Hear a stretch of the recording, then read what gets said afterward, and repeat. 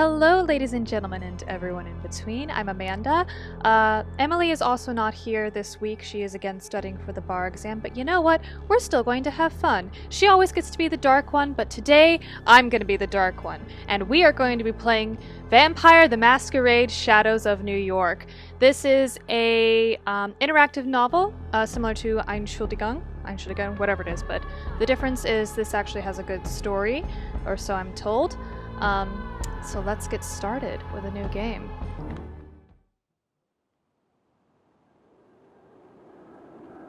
Welcome to my castle.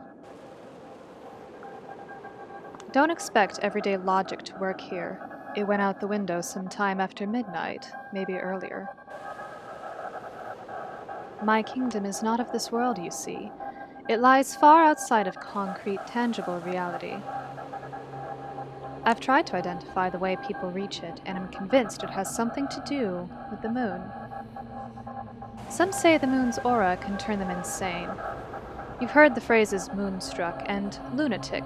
The way I see it, moonlight gives them some subliminal permission to reveal their true selves. And so whenever they let the silver radiance guide them to the gates of this place, they feel different. Once they pass the doorstep, they're ready to act out. A dance of horrors and marvels begins. It's 3:31 a.m. Welcome to Big Beat Burger. Oh, that was the wrong way to say it. If you're here at this hour, you're not exactly readying up to be a productive member of society come tomorrow morning. More likely, you're praying that the sunrise never comes. Insatiable children of the night gather round, hoping to bask in the afterglow of tonight's victories, unwind after a frustrating series of failures, or simply fight to keep themselves together. Meanwhile, I'm just sitting here, greedily reveling in every interaction they have. They have no idea they are only here for my amusement. To them, I'm just a random girl sitting in the corner. But this is my domain. I've been coming here almost every night for years. I know where to sit, where to look, and where to eavesdrop for maximum amusement.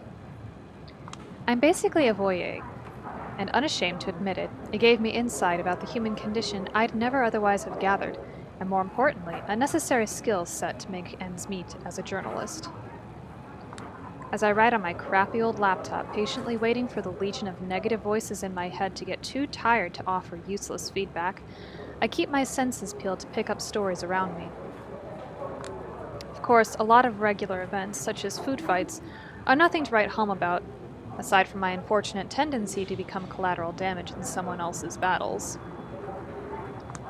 Up to this day, I've had to wash my clothes because of Coke, Diet Coke, hot coffee, apple pie, and some sort of, improvised honey mustard bomb. Improvised honey mustard bomb. Every stain tells a different story. Sometimes this hobby is exhausting. Sometimes it's disturbing. Sometimes it's dangerous, although not as risky as back as when I wasn't carrying pepper spray. Still, the sights I've taken in over the years here have made it absolutely worth it. I've got so many stories, I don't know where to begin. Theatrical breakups, impromptu morning parties, unexpected friendships forged in the fires of senseless battle. A lady in a gorgeous Givenchy dress ordering a box of takeout chicken nuggets, paying in cash with her hands completely covered in blood. She was asked if she wants a napkin. She said no. Two thirsty macho dudes shamelessly going for it in the corner, hushed moaning filling the lobby while everyone around valiantly fights to act as usual and maintain an illusion of normalcy. A straight-up kung fu fight between a diminutive cashier and some drugged bodybuilder going through a psychotic episode, trying to break all the windows. The big guy left the joint fully convinced he KO'd himself, while the service worker was just standing next to him, seemed proud of his victory, too. A middle-aged hag getting a heart attack after screaming her lungs out not to let Muslims near her food, just because she saw a white girl wearing a hairnet behind the counter. A masked couple robbing the restaurant of 30 hamburgers, forcing the employees to cook at gunpoint. Police later said those were art students reenacting some hipster book they read. This is life. This is humanity at its worst and best. This is the noise that serves as the foundation for my creativity. This is the soma that keeps me going. This is... As pathetic as it may sound, these days this is the only place where I feel alive. Sometimes I think of myself as a leech, feeding on these people's stories, emotions, and personalities just because I'm not satisfied with mine.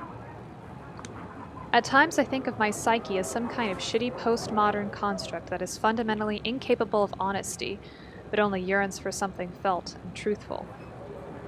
Does this even make any sense? I look at the screen of my laptop, 3:47 a.m. At this point, I'm almost somnambulic, but nothing interesting has happened yet. Feels like all the customers are watching each other tonight, hoping for others to provide a fun diversion. This is my turf, you parasitic douchebags. Next time, go find your own. I think it's time to call it a night. The coffee I always order so that they don't kick me out is undrinkable. Ugh, I reread the rough draft I've been working on for the last 6 hours. God damn, this is pure trash. I hold the backspace button until the Google Documents page is nothing but a calm white slate, and let out a sigh of deep relief. There's no pleasure more intoxicating for a frustrated writer than ragging on someone even worse than them. And what target is easier than the dumb bitch he used to be 10 minutes ago? I check the time again. I need to go. I have an important meeting tomorrow at 10 a.m. I have a hunch it's not going to end well. And it's not because I'm an irresponsible dumbass who's going to need a few cups of coffee to simply function on a basic level despite, 4 hours of sleep. It's because I always have a hunch things are not going to go the way they're supposed to. Click, clack, click, click, clack. The loud clatter of keyboards assaults me from all sides, makes this splitting headache unbearable. Used to be, I dreamed of nothing else but being part of the New York Lodestar editorial team. It was the first magazine I started reading regularly, the first magazine I ever bought for myself. Now simply hearing the word Lodestar is enough to ruin my mood, never mind seeing all these old farts phoning in more reactionary opinion columns and Wikipedia-level analyses of current events. Click, clack, click, click, clack. They used to destroy and rebuild my entire worldview every month. They shaped my thinking about politics, art, journalism. They even pointed me toward my favorite cigarette brand, for God's sake.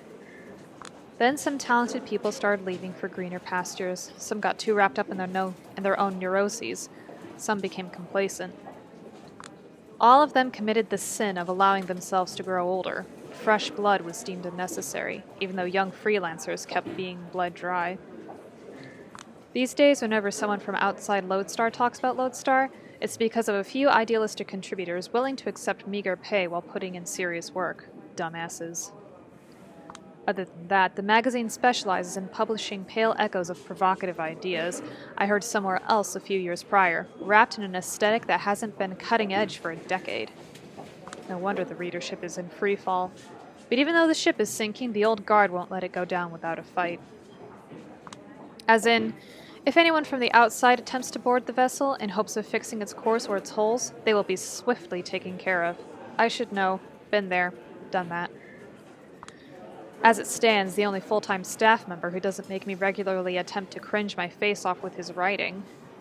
Brian. Oh, hey, there was sound effects. I shouldn't have done that.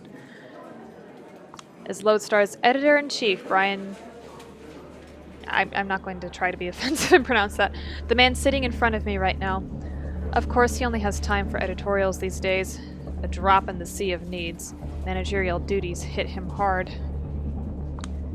It's the second time he lets out a theatrical cough like this. He said his piece, now it's up for me to react, and I'm coming up blank. But what do you want me to say, Brian? I'm pissed off. I can tell you've already made up your mind. You still want to go through the motions just to make me feel listened to. Whatever. Let's do this. Alright. Brian, the guy is guilty of major fraud. The man is a sexual harasser, Brian. You're protecting a complete POS here.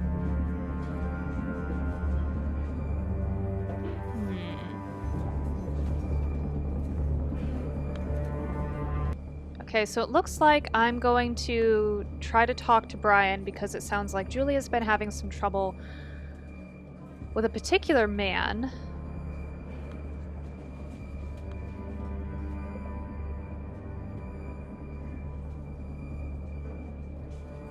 me see. Brian seems a little bit not straightforward, or he seems a little timid, so maybe going in for the guilty of major fraud, Brian's more willing to sweep that under the rug. So I'm going to say the man is a sexual harasser, rather than try to go for Brian directly, because I feel like, yeah, he's just going to cower if I go too hard. I'm not sure why sexual harasser is somewhat less of a bigger blow than major fraud. Maybe it's just because being sexually harassed is more individualistic than major fraud, and saying he's a complete POS is too general, so that's what I'm going to go for. I feel stupid that I even have to say this out loud, but you're essentially covering up for a sexual harasser, Brian. No, I'm not. No, just face it. Let's say that the Harvey Weinstein story appeared on your desk instead of reaching the New York Times. Don't you compare me to the Times. You know that's a low blow. You're asking for it, and you're not exactly in a position to talk about low blows here. You know that's not the core of the issue. You're avoiding the core of the issue. No, I believe I've pinpointed it in a precise way. If it were up to me, I'd greenlight the article here and now, and we wouldn't be having this conversation. But you're killing the article just because some rich shithead told you he doesn't like it. Get real, this is not about some millionaire jerk calling me to make me an offer I can't refuse. What is this about, then? Because it looks awfully like... It's about my bosses telling me this outlet can't afford the legal action we have already been threatened with. So, millionaire interference. Oh, for crying out loud, Julia, don't make me treat you like a child. You know how this works. I published your story. It's Thiel versus Gawker all over again. A lawsuit here, a lawsuit there, until we're bled dry. I have a mortgage. I have a mortgage. I have 3 months waiting to be fed at home. I have Why can't I read? I have a mortgage. I have 3 mouths waiting to be fed at home. I have an amazing team that doesn't deserve to be torn apart over some... Don't you think it's telling you mentioned your mortgage first? Silence. Just asking questions. I know better than to get into these empty semantic arguments with you, Miss Sowinski. You're good at them. The problem is, you're still not good enough. Meaning? You're too in love with weaving a good story and establishing a seductive narrative to let facts get in the way. You've got enough boring suits with no principles on board these days. They always give you facts because that's all they can do. I'm using facts as a way to approach some kind of truth. Except facts can blindside you, and Double Spiral has enough facts to water down your story to the point where it makes no sense to publish it. Their HR and PR are working overtime to deliver a convincing counter-narrative, and they're doing a great job. Won't mitigate the damage completely, but will put every little thing in question. Jesse Montgomery is a racist, a fraud, a sexual predator, and a downright satanic fuckhead. Julia. Let me say it again. Jesse Montgomery is a racist, a fraud, a sexual predator, and a downright satanic fuckhead. Do you personally believe it or not? This is not. You've listened to the tapes. You've read the transcripts. You've seen the documents. You've got the files. I'm asking for your personal opinion. Do you believe it or not? Click, clack, click, click, click, clack, click. Different pattern that time. Of course I do, but that's beside the point. It's not. Look, how about I just say it out loud and save us both some time? We're not having this conversation because there's an actual conversation to be had. You set up this meeting knowing very damn well there's only one way it's going to end.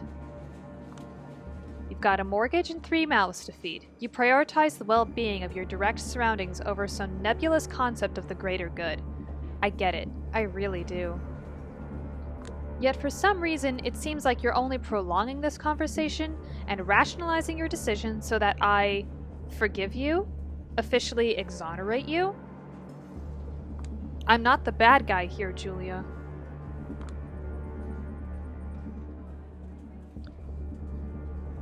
I don't think he is the bad guy. I think everything he's saying is fair.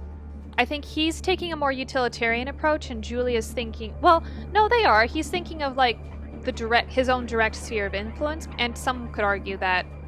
Now I'm getting into philosophical. Someone could argue that he has more of a responsibility to protect those that he actually is responsible for. Julia's thinking of everything else. So I'm not going to say he's the bad guy. I wouldn't say he's being a good guy because he is still being complicit in whatever this cover-up is. So I'm going to say... So what are you? Because I don't think he has enough power to be like the bad guy. I think that he's got his hands tied.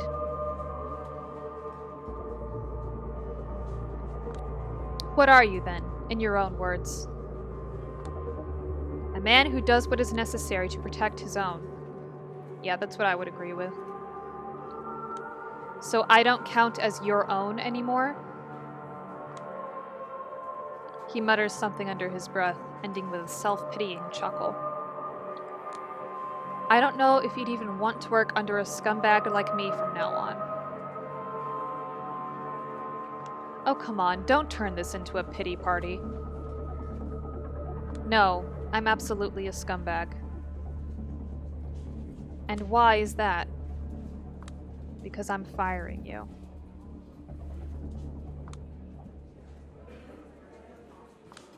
My thoughts are scrambled.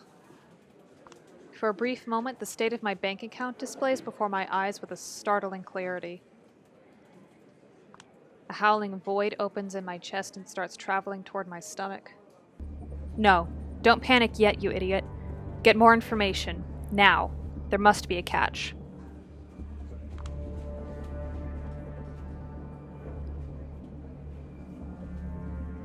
Okay, this is asking... She says get more information.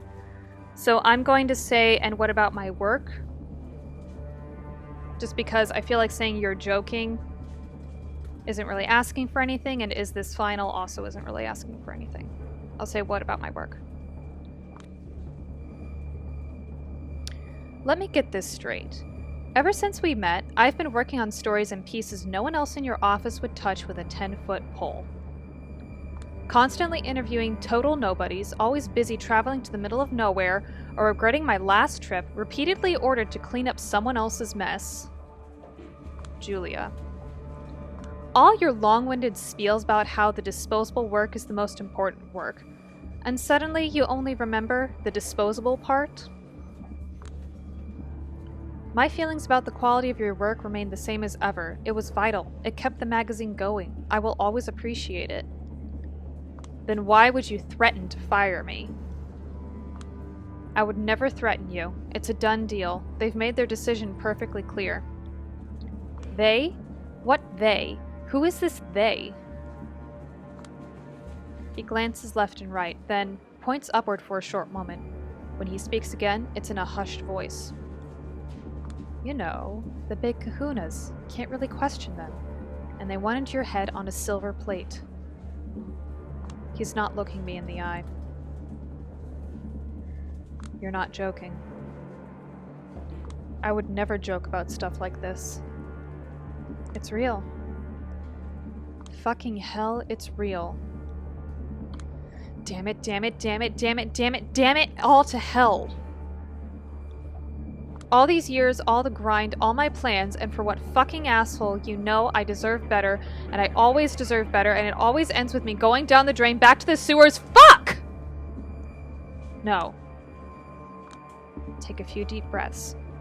Don't lose the plot now. Keep yourself together, you idiot. The moment you show weakness, they go for your throat. Get back in control. You can't do this. I wish I didn't have to, but it's a lost cause. No, I mean, it's impossible. Julia. You can't fire someone who's never been hired in the first place. It takes him a few seconds to put on his, oh, I get it face, let out a troubled gasp and start massaging his temples.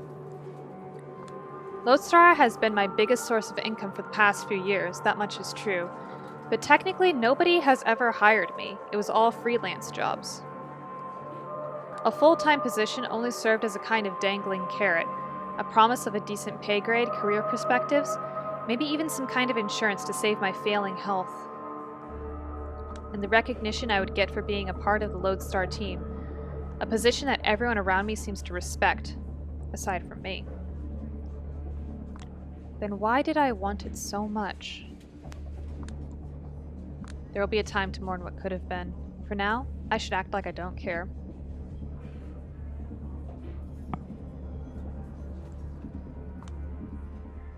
You know what I mean. If I let you work, even under a fake name, it would be a guillotine for me. This is ridiculous. You know I'm going to start shopping the story around the second I leave this room, don't you? Of course I know. I told him. Any response? Let us worry about that. Well, that doesn't sound ominous at all. Click, clack, click, clack, click. I do wonder if I could get accustomed to one of these loud mechanical keyboards some people here love to use. Whenever I did my work in here, I was still expected to bring my own crappy laptop and sit closer to the lobby. Always on the outside, no matter how hard I try to break in. Vibration in my back pocket. Feels like a bad omen. I decide to ignore it for now. I've been working on this fucking story for, I don't know, 16 months on and off. I know. You kept cheering me on. I know. We have even agreed on the pay I'd receive. I know. I'm 2 months behind on my rent. No, wait, 2.5. I catch him off guard. He's momentarily taken aback and then gives me an empathetic stare. Don't you look at me this way. You don't have the right. I didn't know. Well, now you do. Look, if there's anything I can do to help... If you can't tell your big kahunas to fuck off, I don't think there's a single thing. Julia. I pull out a smoke and light it up. Gotta get back in control. Please don't do that. There's a smoke detector here. No worries. Nick turned it off a few weeks ago. Probably the most creative thing he's done in the past 5 years. Good old Nick. The perfect 21st century cinema reviewer. Never has an original thought of his own, just relies on his purely algorithmic taste to stay likable. The best thing? It works. Funny, I used to dream about his job. It was Brian who killed this dream, making me realize Nick won't be unseated anytime soon, and offered to teach me the ways of an investigative journalist instead. Wasn't the career I ever wanted to pursue, but to my dismay, I turned out to be surprisingly good at it, until this Montgomery thing happened. Serves me right. Lesson learned. Should have pursued my own dreams instead. Stop it. Nicholas is a good friend, a respected critic, a member of my team. And put out that smoke. People tell me I let you step all over me. Why do I even let you act this way? Because you once told me honesty is the most important in a mentor-student relationship, and that it works both ways. And because I thought we were friends. He bites his lip and stares sideways to avoid my eyes. At the end of the day, bosses aren't friends. Must have been a terrible mentor if I didn't even teach you that.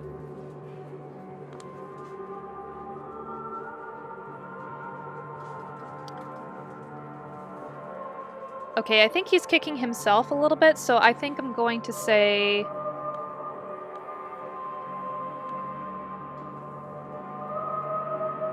Yeah, he's still responsible for her. I think that's what I'm going to say, just because if he fed her all this...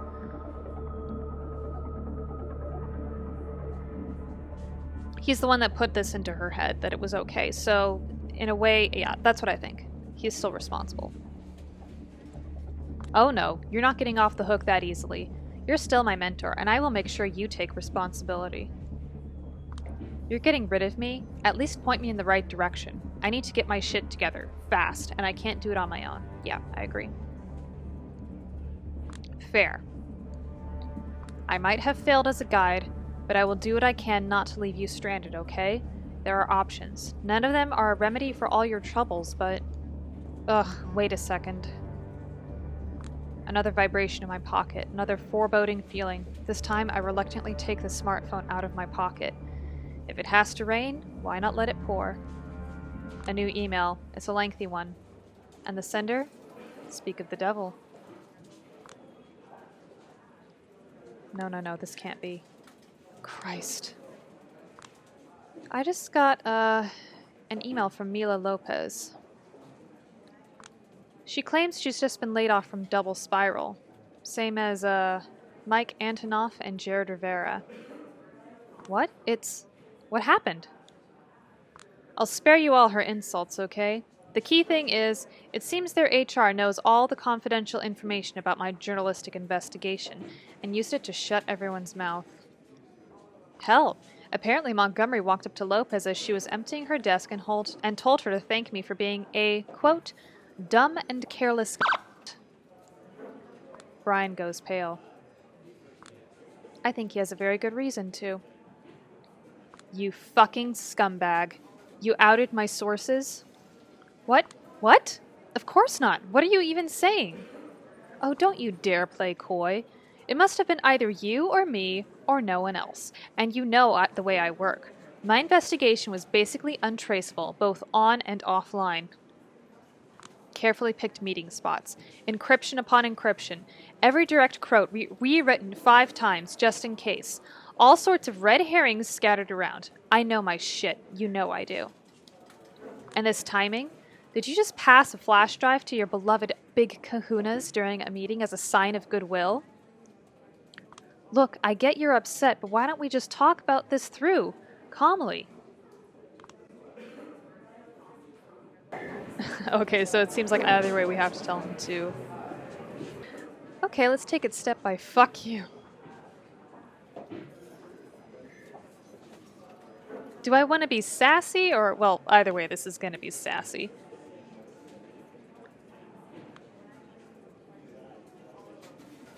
I kind of like this one. Okay, let's take it step by fuck you. Fury takes the wheel, and I'm just here along for the ride. I can't do anything about it. In a deranged way, realizing you're just a passenger in your own body feels liberating. Let's just see it all unfold. Calmly, fuck you, Brian. Julia! I've been paranoid for months and months, acting like everyone I didn't know was an assassin or corporate spy. I know I haven't messed up, not in a way that would implicate all of them. You goddamn, you thought you could get away with this? I haven't done anything improper. Don't push the blame on me. So what? You're claiming it's my fault?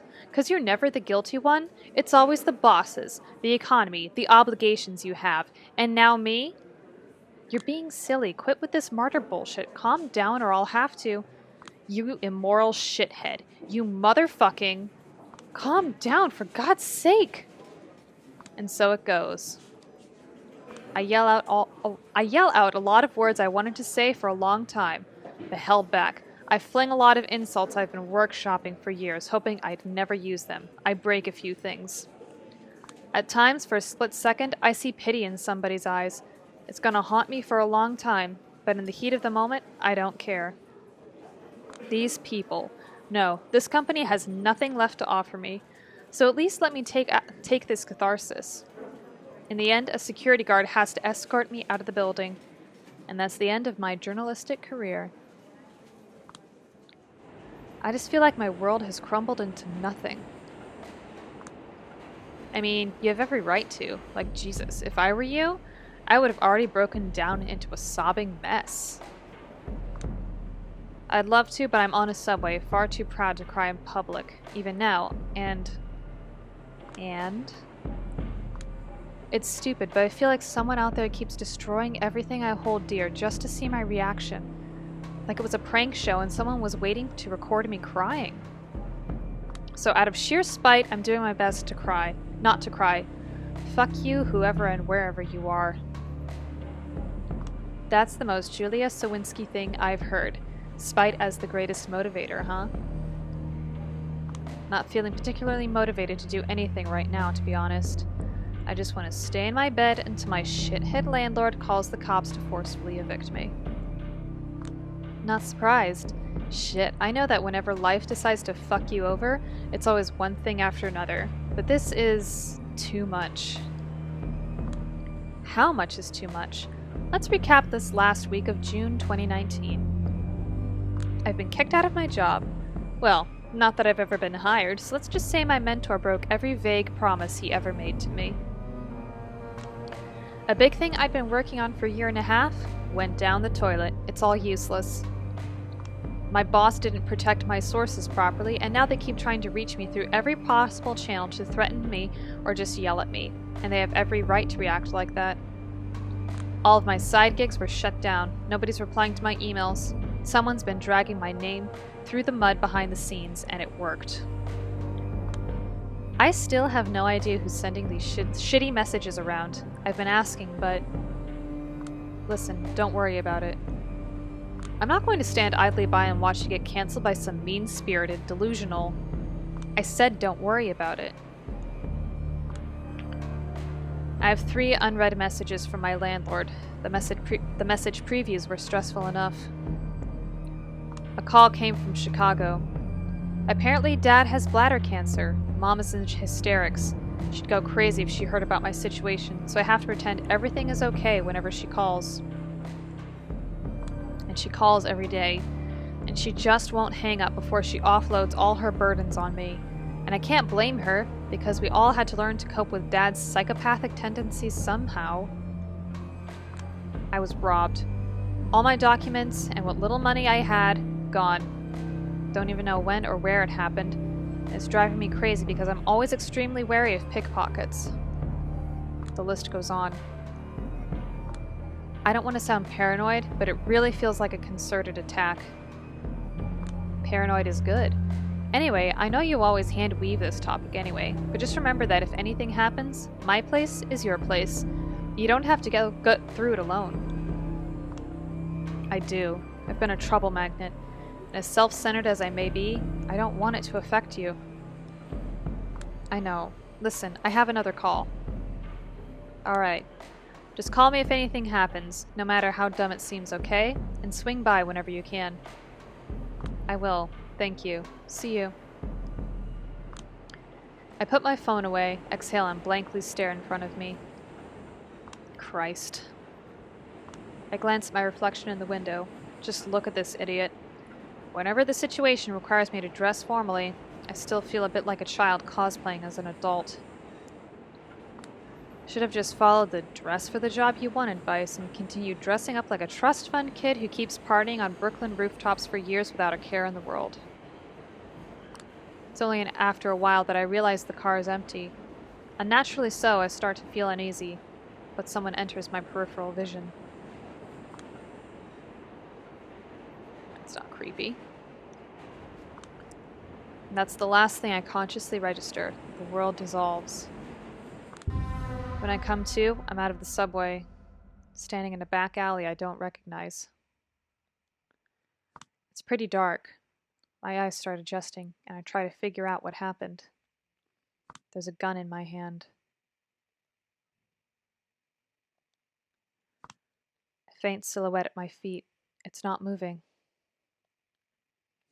Somebody stands in front of me, covered in shadows. I can't fully make out her face, but she's staring at me with visible intent. She speaks. Her voice is raspy and androgynous, her tone hateful and mocking. Aren't you a nasty one? What is going on? Who are you? Don't play coy. My mind goes blank. I look at the ground. There's a body, riddled with bullet holes. I recognize who it was. The corpse belongs to Mike Antonoff, one of the double spiral whistleblowers, my source, who was just threatening to get back at me a few hours ago. Before I can feel the tiniest bit of compassion, I face a terrible realization. They will think I'm guilty. Oh my God. Am I guilty? How is this real?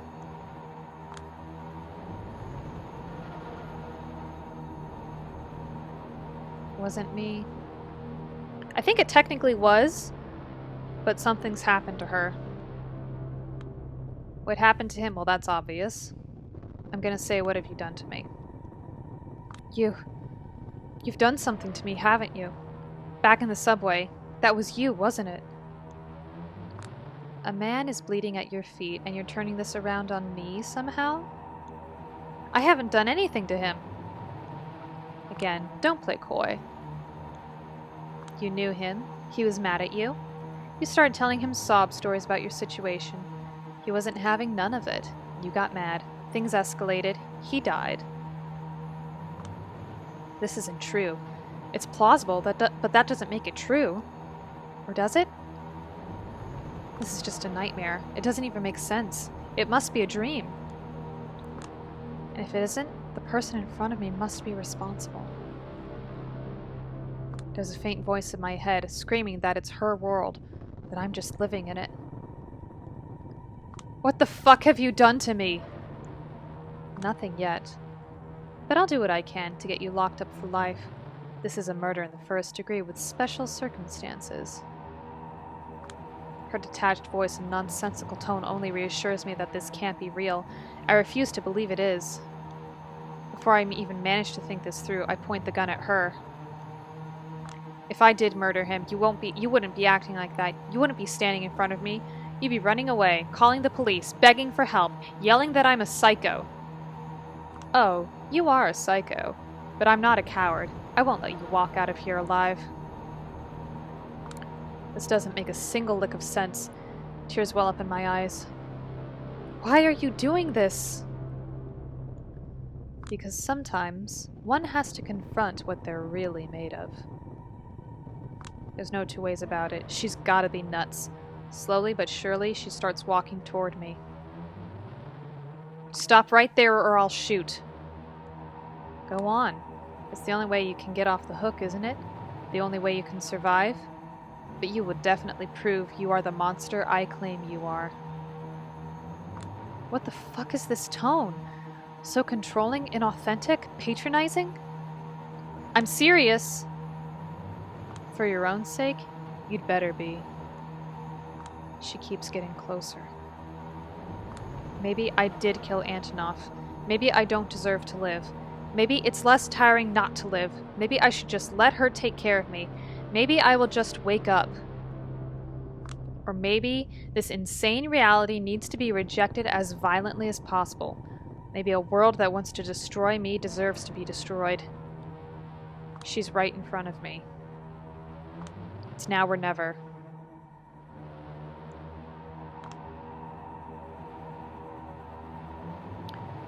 I'm going to take the peaceful path. I can tell that this is going to be the start. I'm going to say don't shoot. Because I don't want her to fall into this idea that giving to the dark side. I don't want her to give in to the dark side. Because I don't think she killed Antonov. I won't shoot. Just help me. Please help me. I will. She yanks the gun out of my hand with ease. Her strength is horrifying, actually, and turns it against me.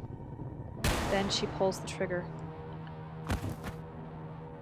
With a gaping hole where my heart used to be, I fall down onto Antonov's body. If it's any consolation to you, if that's the way you are, there's no chance you were ever going to amount to anything. I've just hastened the inevitable. You're a lowlife, not even worth drinking. I'm just as angry at myself for wasting so much time and resources to give you a second chance. Sierra wanted me back in Chicago as soon as possible. She'll have to wait a bit longer. Oh well. I have no idea what she's talking about, but I am in no condition to care anymore.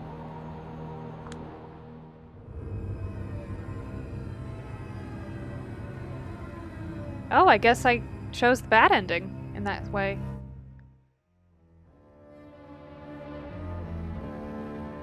I guess I was wrong.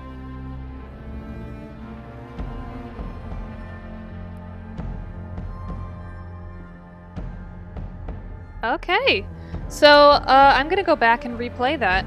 Okay, here we go. Shooter. I close my eyes and squeeze the trigger. A loud bang echoes through the alley. I'm afraid to look at what I've done. I've been to a shooting range once and felt absolutely horrified by pistols. Such a small thing, but it can easily puncture a hole in the fabric reality is made of. Never knew I'd be able to use it against another human being. The very thought makes me want to puke. You were a right choice after all. I'm so glad. You haven't allowed yourself to break, but you've crossed the line I needed you to cross. There's a silent flame in you that could become an inferno if left unchecked. I sure hope it will.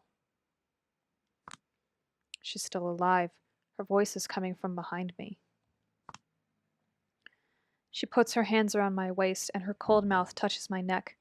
I can feel my shirt getting violently torn off. I don't understand, but I'm too dazed to protest.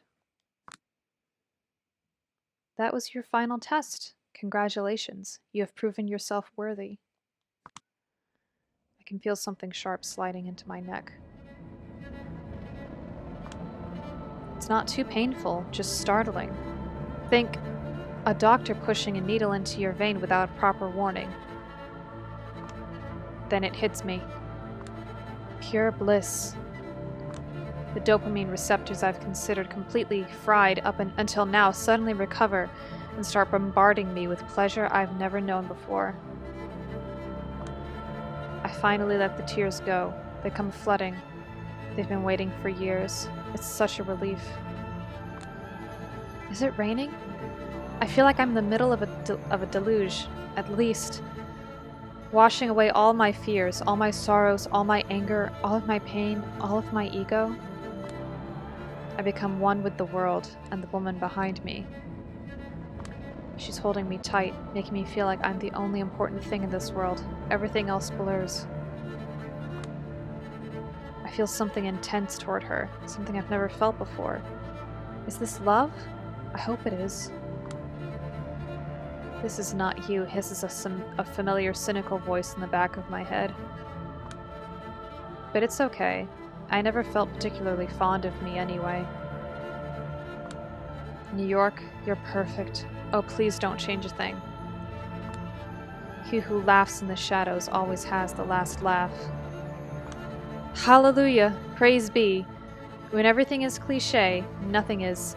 Isn't that the ever-distant utopia I've been chasing all along? People on other trains? I hope you're doing fine. God, shut up. Just enjoy it. You finally understand. She's making love to me. She's giving birth to me. She's burying me. I'm pretty sure I've been dead for a while. I'm pretty sure I could stare at my own corpse in her hands from a distance, for a moment, somehow. And then I'm alive again. She lifts her mouth from my neck. No, wait.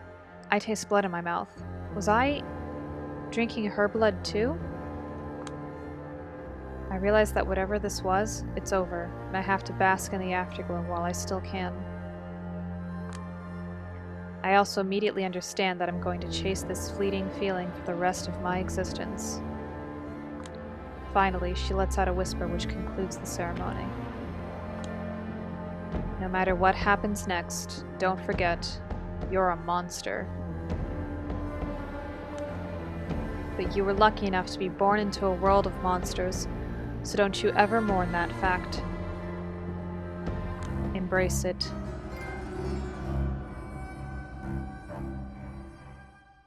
There we go. Alright, so that was the intro. I think I'm gonna end this here. How do you guys think this protagonist is going to go? Do you think I should embrace the monster, or should I try to still maintain some humanity? I think, personally, I really liked the Beckett character from Vampire the Masquerade Bloodline, so I'm probably going to be thinking what would Beckett do in this sort of situation, but let me know your thoughts, but for right now, I'm Amanda, and we're M&M, and I will see you guys in the next video. Bye!